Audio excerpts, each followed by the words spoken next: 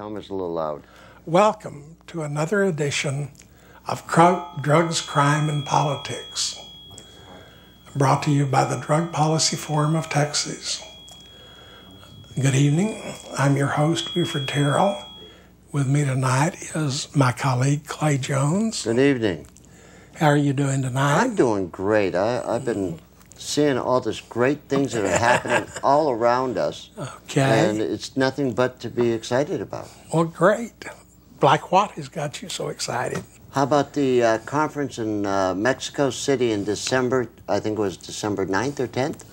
The one that had the 14 heads of state plus all of these other people? Yeah, that's the one that had foreign ministers and secretary of states and active presidents and vice presidents, and that's not even going into the Valencia Foxes and these others that are past their... And, these current presidents put out a rather strong call to get rid of drug prohibition. Yes. They are tired of taking the blunt for the United States and Europe desiring so much drugs. And, well, you know, several of the Latin American countries have removed their own domestic penalties for possession of personal amounts. And I believe it was the president of Guatemala that just called for complete legalization of all drugs in Guatemala, including a legal rite of passage from drugs going from Colombia through Guatemala to the United States or Mexico. I think that it's been building to this, that they're all tired of taking the blunt of our desire to have more drugs, our appetite.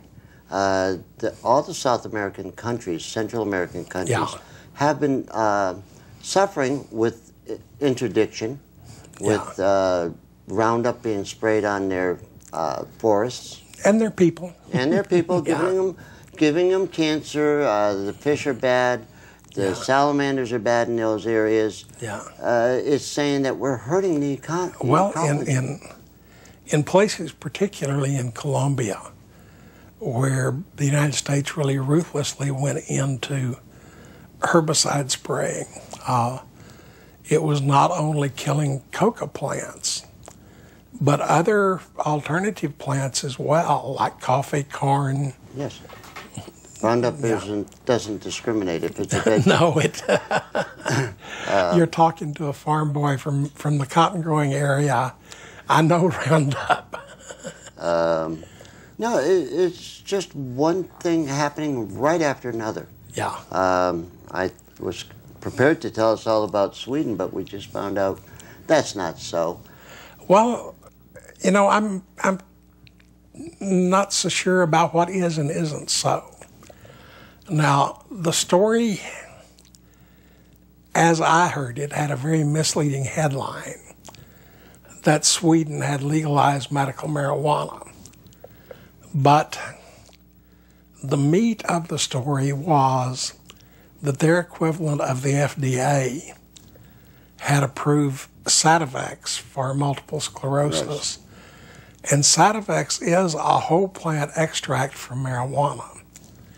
But approving Sativex is a long way from approving medical marijuana.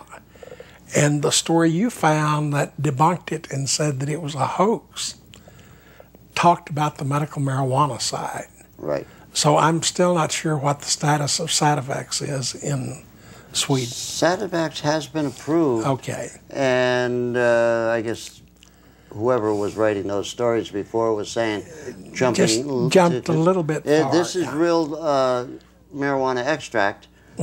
Well, why can't we just use the plant? Well, because the Swedish government didn't say you could use the plant. Now, the astonishing thing about that is that Sweden has the strictest drug laws in Western Europe. It's comes much, much closer to being like the United States on its drug laws. So if they have approved Sativex, it's really a major breakthrough. And it's in trial here. It's in stage 3 trials, but I have not heard anything recently about whether it's close, any of those are close to publication, or that it's anywhere near ready to be presented to the FDA. Now, don't know if you know, but to approve a drug for legal distribution, and notice I'm saying for legal distribution, not to approve it as medicine, because the FDA doesn't do that. It has to go through 3 different stages of trials. The first stage are rather small scale, and they're given to a few people just to see if the drug seems to have the effect they think it does. If those turn out to be successful, then they go into stage 2 trials, which may be a few hundred people or a few thousand people, maybe 6 months to a year in time. Here they try to figure out the effective doses, the best ways to administer. They look out for the most dangerous and quickly appearing side effects. If those are successful, they then go into the stage 3 trials, which can run for several years. And that's where we are these now. These take literally tens of thousands of patients, some of them all across the country. And it's to see what happens when the drug is given under clinical conditions for an extended period of time, both in terms of effectiveness and in terms of side effects or unwarranted consequences. And then when stage 3 trials are completed, the manufacturer of the drug files what's called a new drug application with the FDA. And if that's approved, the FDA approves a license or a label. And this label may actually be a several-page long pamphlet, and says that the drug may be legally sold in interstate commerce if it bears this label. And that's all that the FDA does. But it still takes several years of trial. It's hard to get figures, but from what I'd seen, it seems like about the minimum cost of carrying a drug through development and all of the stage of testing and through the application process is a minimum of about $500 million. So, well, they plan to make a lot of money on it then. That's why no one will ever file an NDA for marijuana.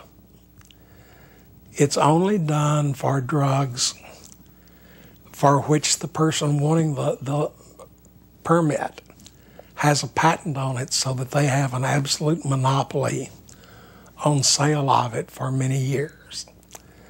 And they're only interested in the blockbuster drugs where they can get several $1 billion a year in sales. Marijuana, which can't be patented, I mean, we've known about it forever, won't give anybody a monopoly, so no one's interested in pursuing the process.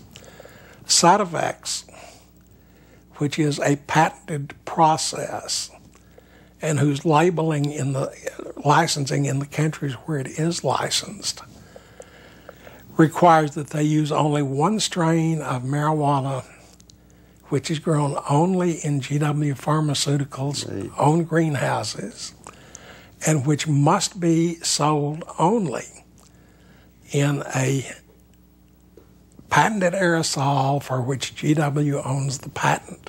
Mm-hmm. So see, that one little niche carved out gives them the patent monopoly that the drug manufacturers are looking for. Sativex has the process patented. It's not the plant. But I thought they used 2 plants, one that produced THC and the other plant that produces the CBD.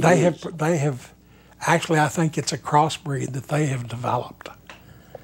And that's another thing they've done is they have the exclusive right to that particular strain of marijuana. They grow it only in their heavily guarded greenhouses, so no one else has access to the plants.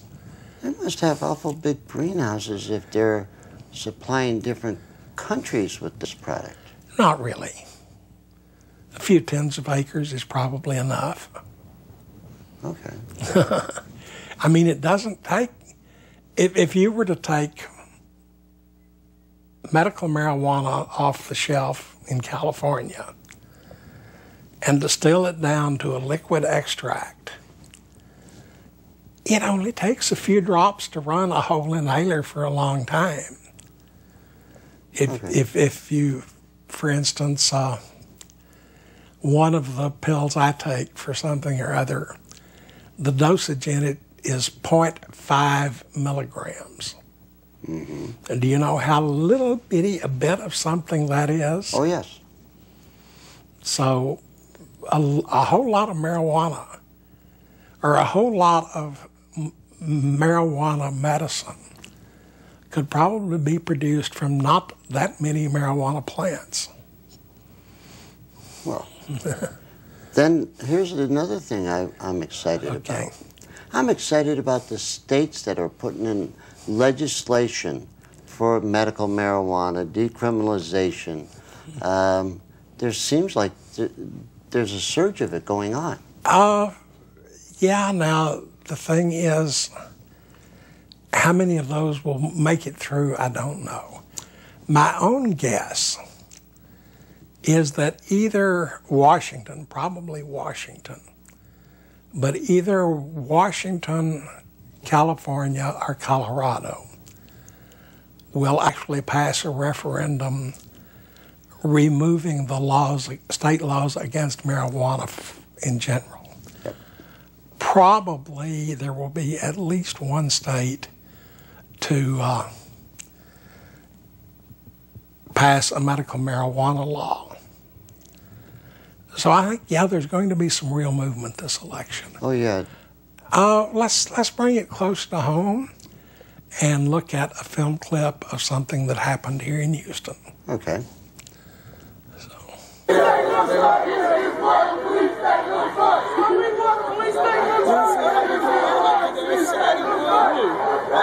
I see you.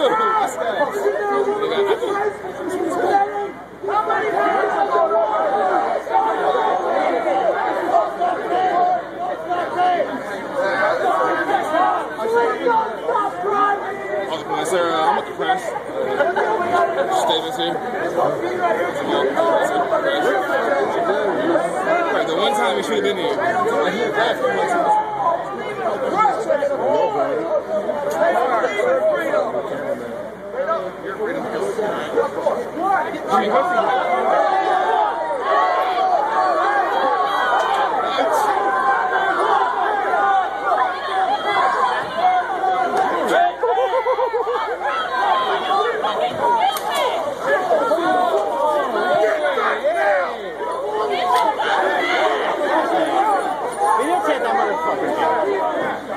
Trying to pull guns on people, man. What's his problem?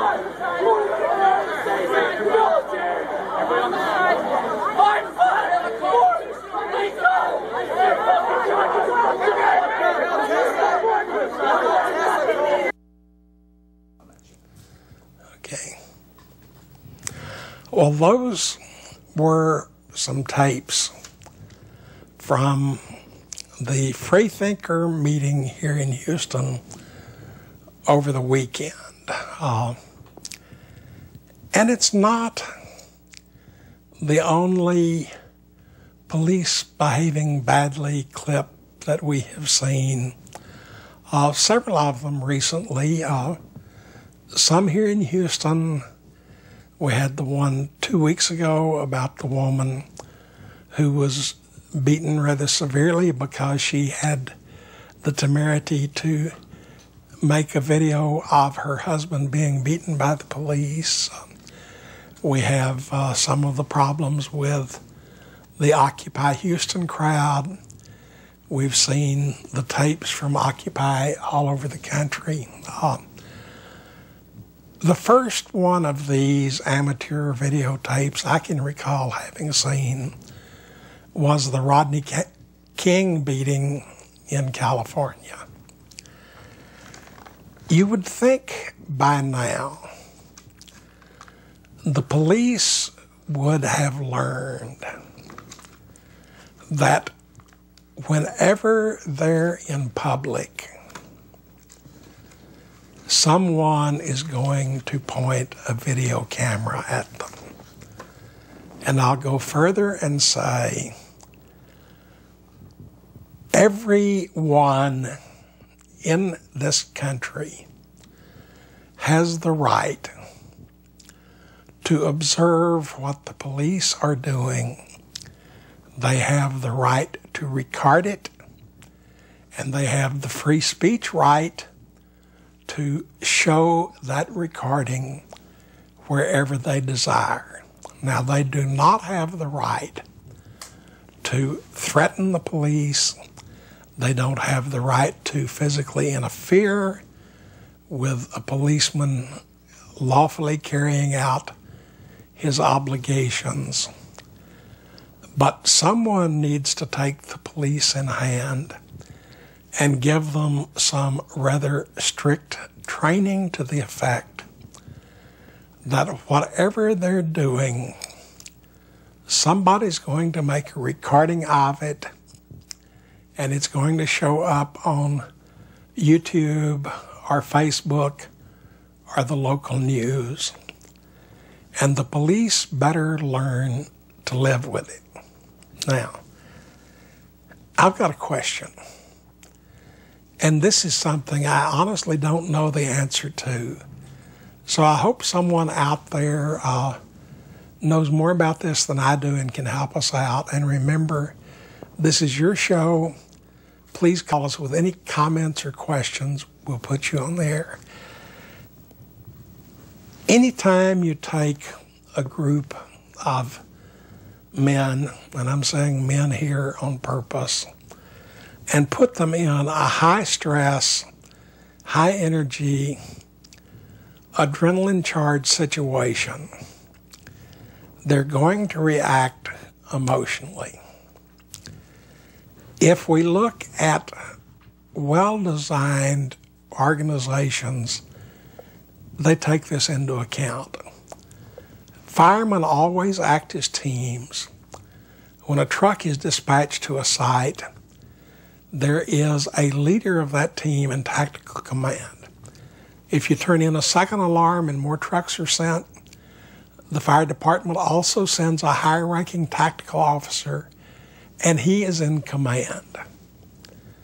If we look at the Army, and here I'm including the Marines, the Navy SEALs, any combat organization, any one of those combat organizations, even if it's just a two-man scouting team, has a clearly designated leader in combat tactical command. And if they put large groups together, a higher-ranking officer has explicit command. But from what I've seen, when the police simply converge on a site where we see one of these car chases and a dozen cop cars converge on the site, no one's in control.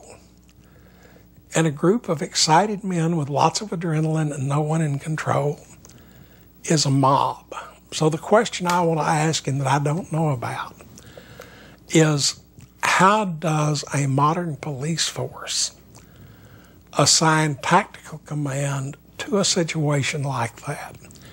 How is that command put in place, and how is it exercised? And if, in fact, a police force simply allows a dozen cars to converge on one spot and 24 excited, blood-pumping, yelling cops are allowed to just run around with no one in charge, then by definition we've got a mob, and by definition we've got a problem. So I'd really like for someone to let me know that that's not the case, that the police really do have a system in place to make sure that there's always an effective tactical commander on the scene when one of these incidents occur. Do you know anything about it? Or? Not a thing.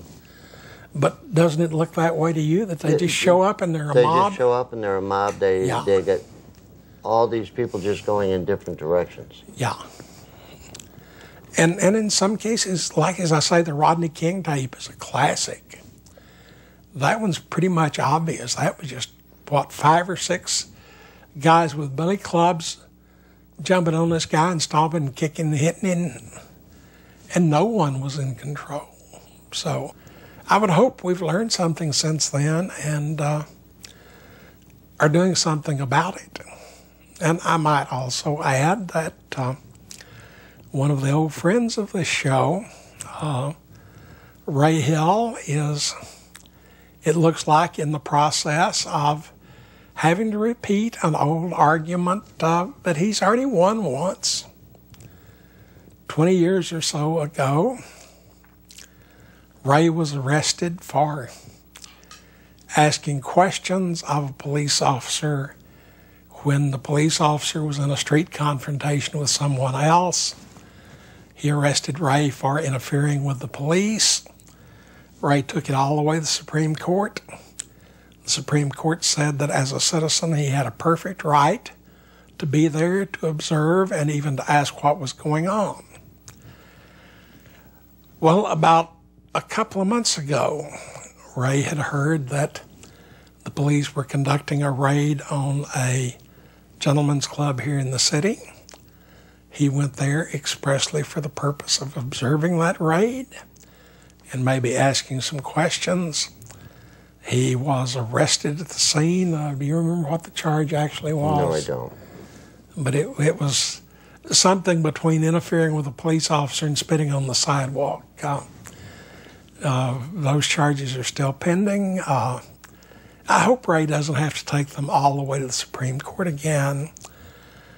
But it's time that our city government learns what's going on, understands what the Constitution means, and exerts some control over the police force before they're faced with having to pay a few more multi-million-dollar civil rights judgments.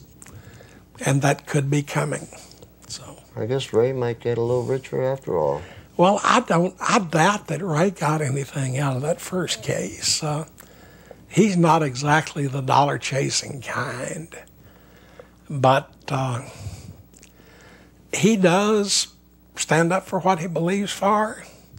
He is willing to put his neck on the line for principles. And if it takes a second trip to the Supreme Court for him, I hope he wins this one too. And here's another reminder, y'all. This is y'all program. You have questions, please call in. We'd be glad to try to answer them. And if you don't have access to a phone, you can do it by computer. Yeah, if you're watching this over YouTube or through the website, you can email me at the address given. I'll give you a response as quickly as I can, and there's a good chance that we'll make your question or comment show up at the next show. So, anything else particularly you've noticed this lately? There's just so much good going on. Yeah. Washington State has gotten their referendum ballot for legalization. Yes. It has the chance to go through the legislation. It hasn't, and it's going to shortly be turned over to the voters of Washington State for legalization. For people watching, Washington has a rather unusual system for ballot referendums. Once the measure has gotten enough signatures to be placed on the ballot, it has to be presented to the legislature. If the legislature passes it as written, then it doesn't go on the ballot.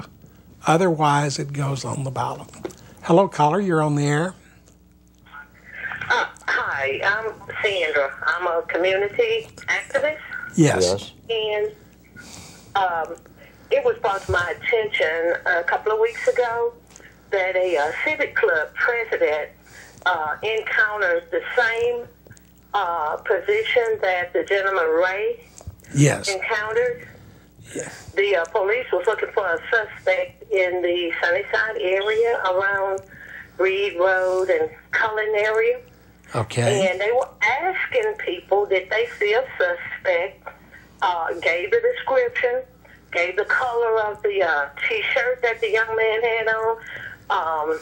It was an orange shirt. But when they went to the opposite side of Cullen, like on the east side of Cullen, someone came out of his barbershop, noticed the police were searching for someone, and they asked the question, who were you looking for? You know, maybe I can call and see if the people in this area can help you. Well, they handcuffed him. He had customers in his shop, and they handcuffed him and took him to jail and charged him with a lot of charges.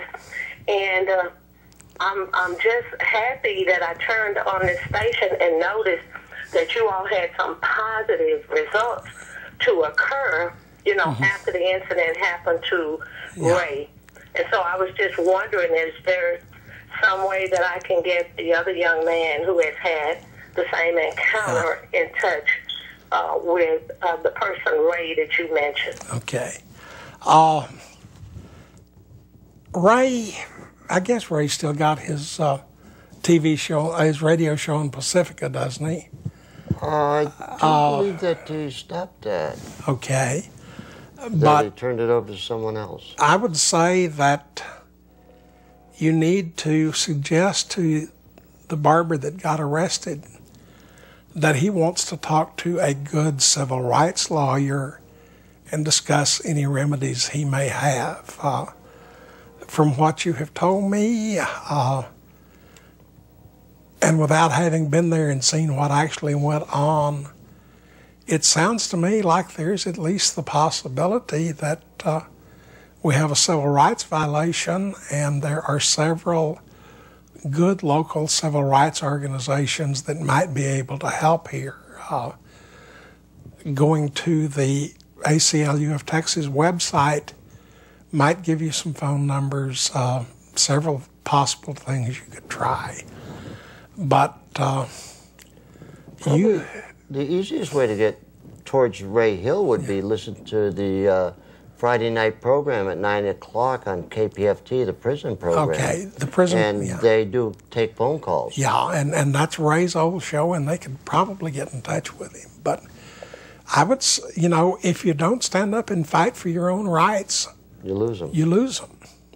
And from what you have told us, and assuming that what you've told us is true, I would say your friend the barber certainly deserves some redress and certainly deserves to have someone look more closely at his story. So, you know, it's only if you stand up and fight for your rights that you have any rights. So that's it. Yeah. Anything else? Well, there's things that are happening all over the country. Just like Maryland, they have a bill in their state, in the Senate and the House. Yes. You've got West Virginia with the same situation. Yeah. You've got... I believe it's Alabama. Mississippi, Alabama. It's just spreading everywhere. Yeah. The Montana legislators are trying to knock out voters' will up there, but it's not happening. Yeah. You know, what's been intriguing has been to watch what has happened with medical marijuana issues in the states, where we've got, on the one extreme, California, Colorado, and Washington, which many people say look like they're approaching full legalization. We've got others like Arizona, New Jersey, Montana, and Michigan, where the government officials and the police are doing everything they can to keep the will of the people from being expressed. So there's some real fights going on, and We'll take a break and come back and talk about some other things.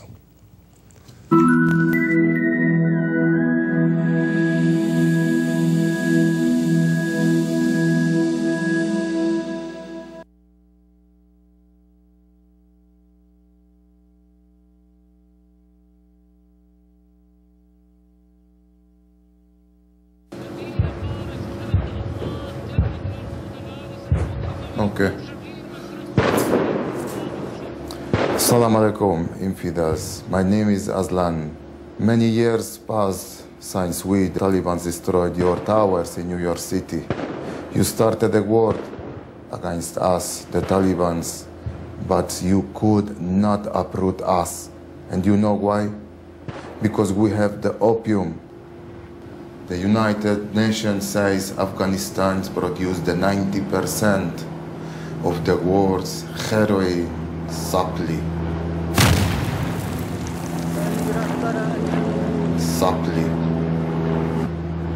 The United Nations says Afghanistan produced the 90% of the world's heroin supply.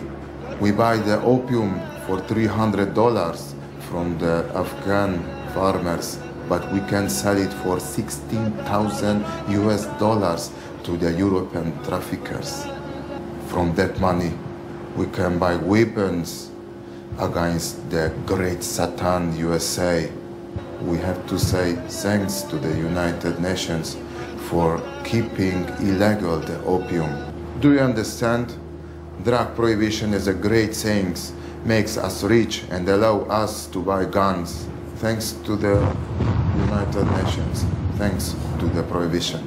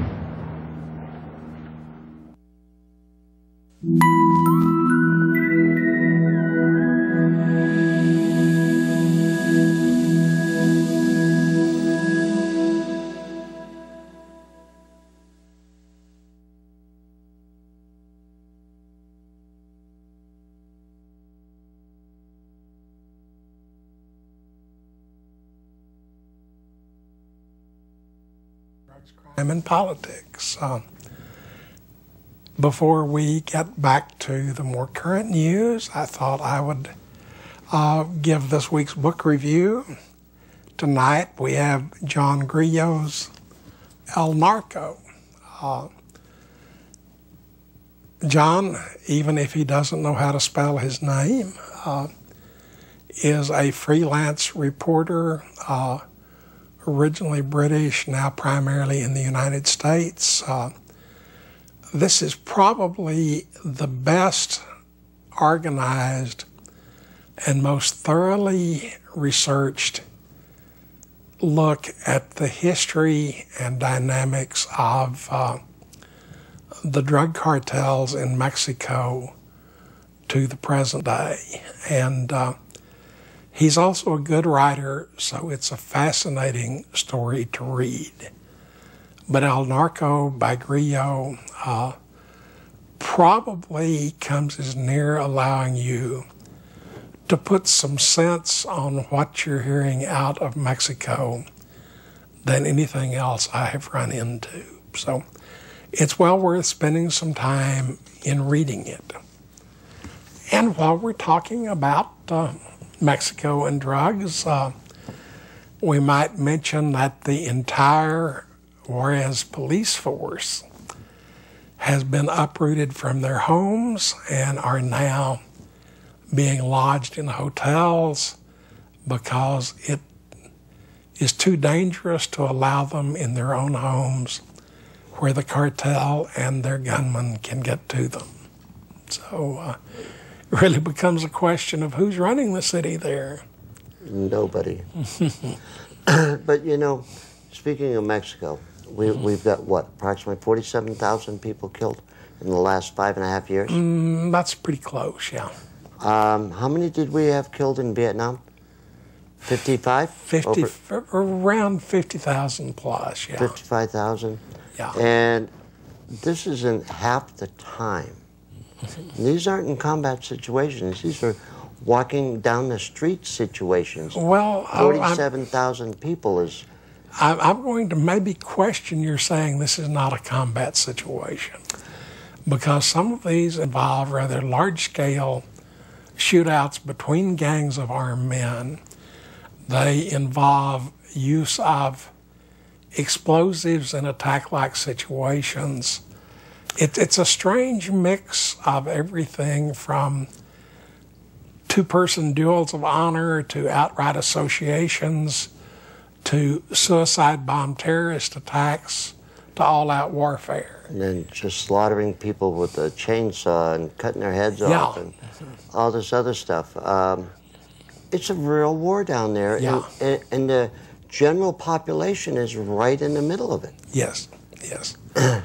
Now, I think, though, that it's important to recognize that even in Mexico, to a very large extent, the violence is centered in a few hot spots, and for most of the country, most of the time, life goes on pretty well. But that's no solace to hear if you're living in Tijuana or Juarez or Chihuahua City or... Michoacan has gone crazy down there right now, and that's where I used to live. Yeah. And I've got friends that have just uprooted and gone across the country to Cancun and everywhere else to try to be safe. Well, we have a large number of people who were fortunate enough to have the money and the means who have migrated from Mexico to Houston simply to avoid the violence.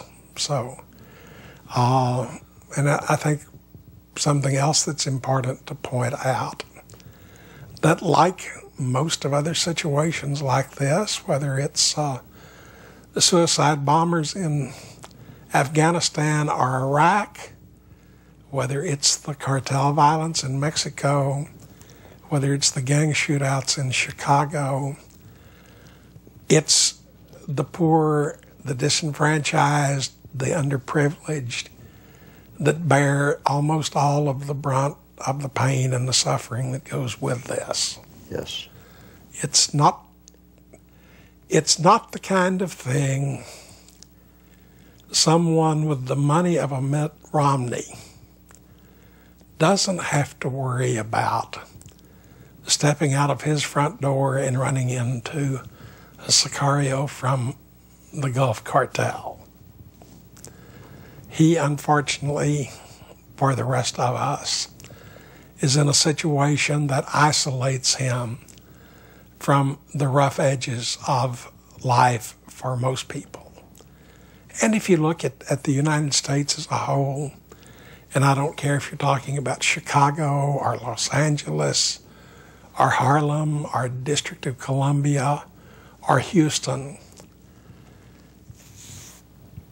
it's the poor people and the disenfranchised that suffer the drug war violence.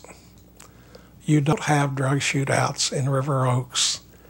We just recently had a big drug arrest in the Woodlands, but that was an upscale trafficking thing, and it's pretty unusual. So it's something that I think we all need to keep in mind, is that the war on drugs is a war on poor people.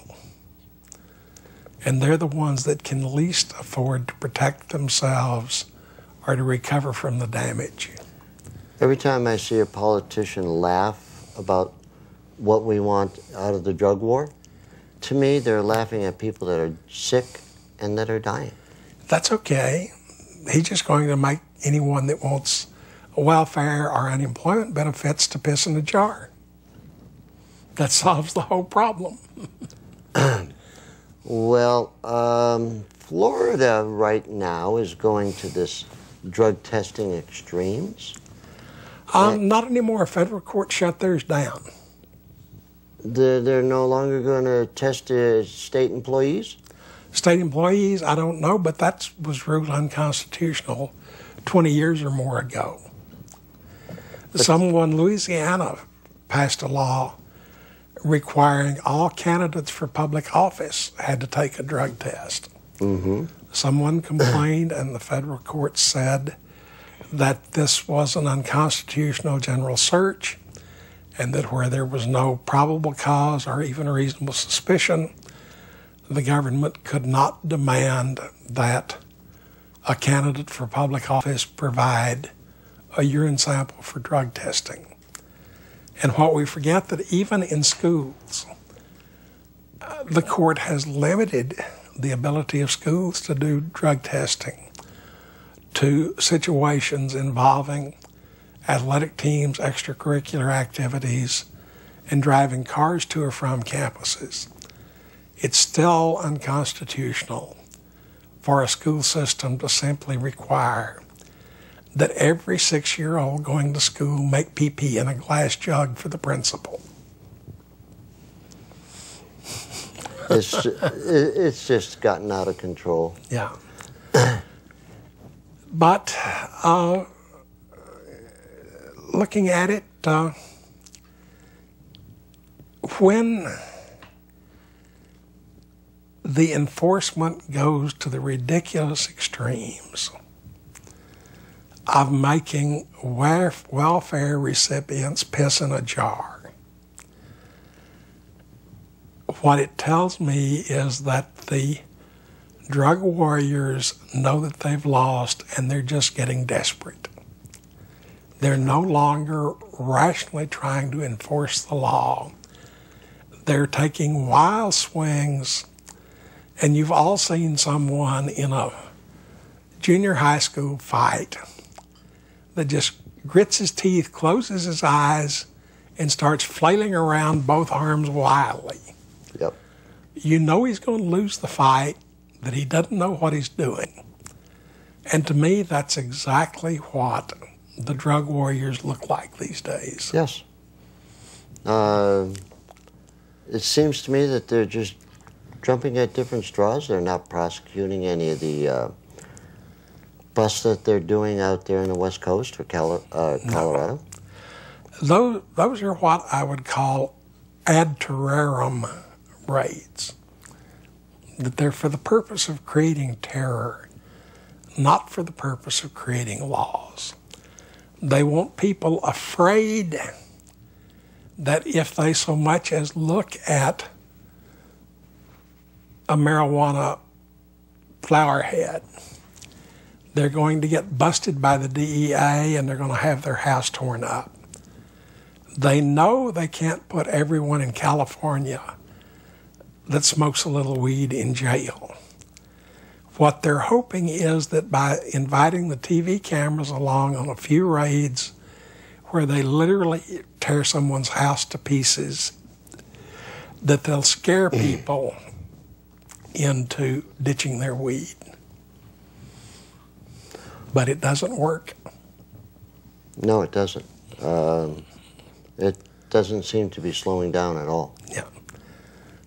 Well, yeah, it's slowing down. It's slowing down in the sense that I don't think I have ever seen anyone really stoned driving at 85 miles an hour. No. They more or less amble alone. They've slowed down. You don't have to be in the fast lane. No, not at all. I do believe that most every study that's ever been done about cannabis and driving is that cannabis is much better than alcohol as far as your performance on driving. And cannabis, as compared to being straight, they say that people using cannabis just seem to be more cautious. they're more there's patient. a new study that questions that part, but in states with medical marijuana, drunk driving deaths have gone down on average about 8%.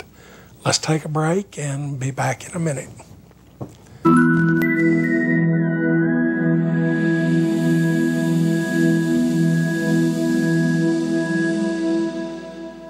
The whole idea of a drug-free America and zero tolerance really doesn't make much sense, does it? So it does make sense, however, to find ways to reduce the harms associated with drugs. And that's what I want to talk about. To start thinking about whether it is really laws that make the difference on whether people use drugs or not. Al Capone didn't shoot people because he was intoxicated. Right, exactly. Those people are not fighting over drugs, they're fighting over money. Drug laws have no basis in science. Drug laws are based on politics and money. So there's this unholy symbiosis between, on the one hand, those who are selling illegal drugs, the drug lords, if you will, and on the other side, the drug warriors. War on drugs isn't working, and that, if anything, it's just making what we call the drug problem a lot worse.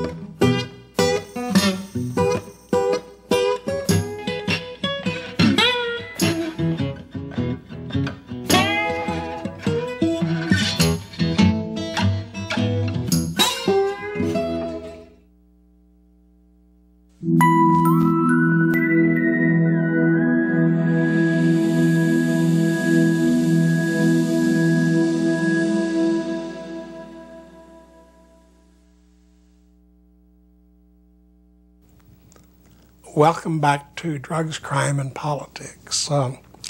Clayton, before we run out of time, there was a front page story on today's Houston Chronicle that kind of got my dander up. It was a story about how much the police rely on confidential informants to solve cases. And the first half of the story was a pretty good, straight news article. But the reporter let himself get hornswoggled by a propagandist for the DEA and ended up talking about how essential that these informants were to carrying out any kind of police work. And the old joke is, you know when a DEA agent's lying, don't you? When he's talking. When his lips are moving. And it showed up in the story. What they didn't point out is that when paid informants testify in court, they lie and innocent people go to jail. Now, informants get either money for their testimony or they get a sweet deal. Charges against them are dropped, are made into lesser charges, or they're given light sentences or probation in return for their testimony. Now, under those conditions, is that testimony ever going to say the defendant is a nice guy and totally honest? No. I guess somewhere, sometime, a paid informant on the witness stand has told the truth. But in 40 years as a lawyer and law professor, I have never seen it happen. There's one thing that I think you can write down in your little book as definitely certain. If a paid informant is testifying in court, he's lying. Now, if the defense lawyer in the case is doing his job correctly, the jury's going to hear all about that informant's record, going to hear everything about the deal he has made with the police or the prosecutors. And the judge is going to inform the jury that they are the sole judge of the truth and credibility of the witnesses, that it's up to them to determine what testimony they should believe or not believe. And if any of you ever serve on a jury, and if there's an informant in the case, I want you in that jury room to look at that informant's record, look at the deal he's made, and ask yourself, would I buy a used car from that man? And unless you can answer that yes with a clean conscience, it's your obligation as a jury member to not believe a word he said. Now, are informants justified? Ever? There are 3 different ways they're used, and in one of those 3, it's probably justified. Should anyone ever be allowed to testify to a factual matter in court when that person has been offered anything of value in return for testifying? The answer should be absolutely not, never.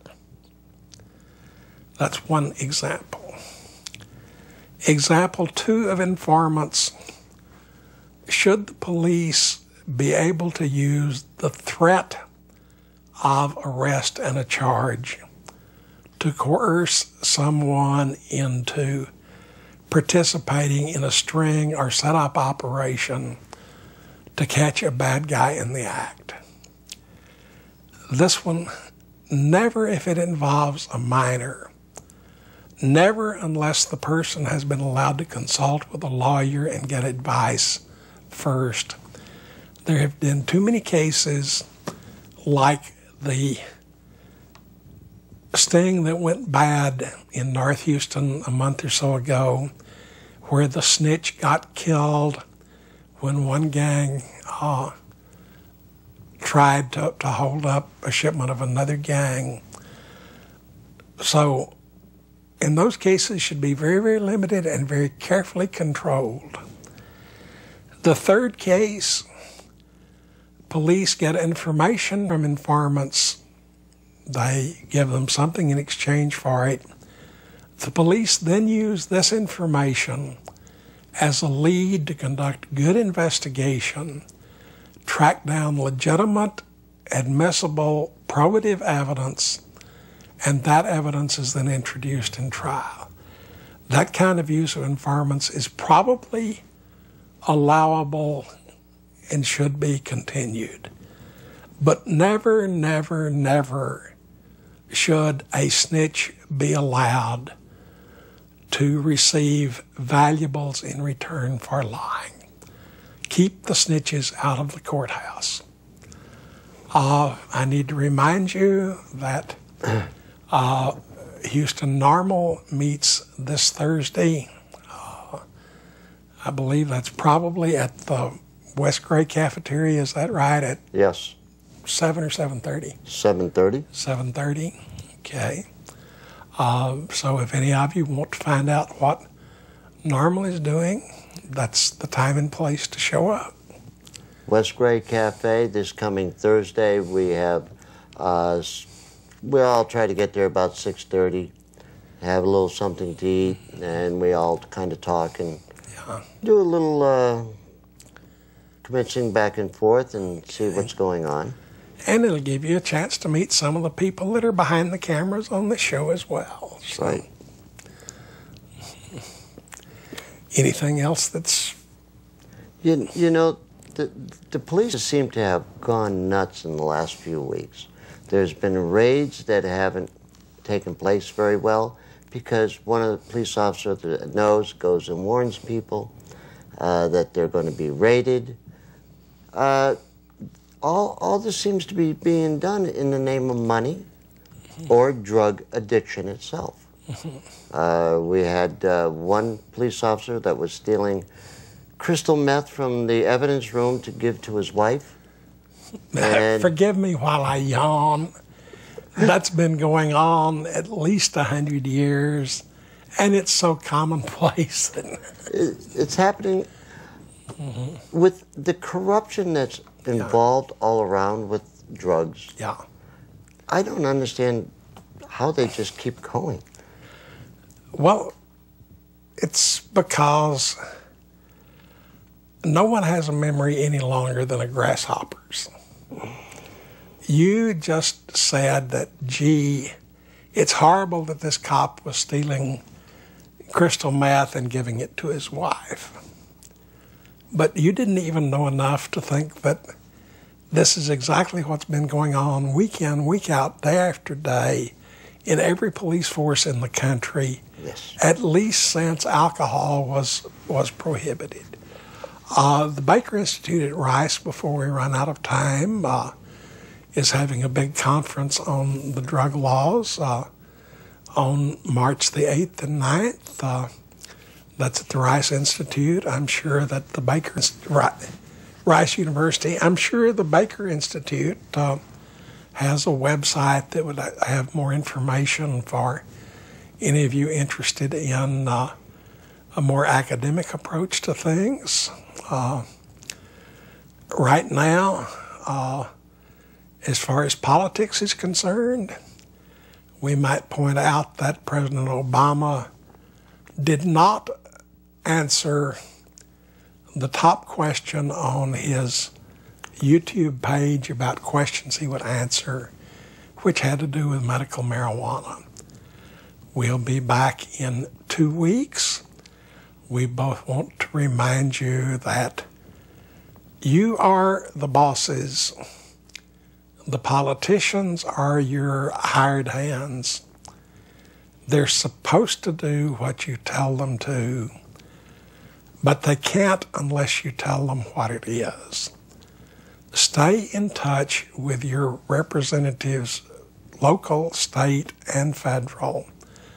Tell them what's on your mind, especially about the drug laws. Hold their feet to the fire until you do what you want them to do. And keep in mind that your video camera keeps our government honest. Keep the videos flowing, and let's all see if we can't have a more open society. Thank you. Good night. See you next week. Okay.